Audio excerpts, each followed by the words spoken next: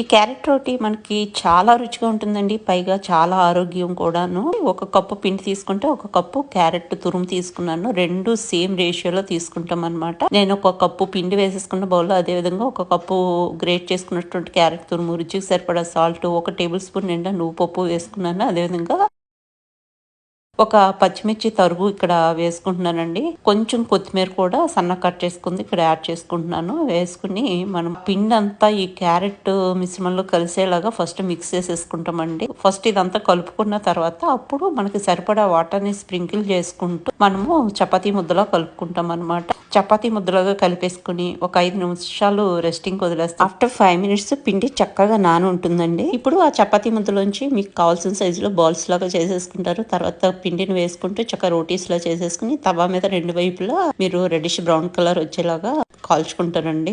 చాలా చాలా టేస్టీగా ఉంటుంది. పైగా చాలా చాలా హెల్దీ అనమాట. కంపల్సరీ ఒకసారి ట్రై చేసి చూడండి, మీకు చాలా నచ్చుతుంది.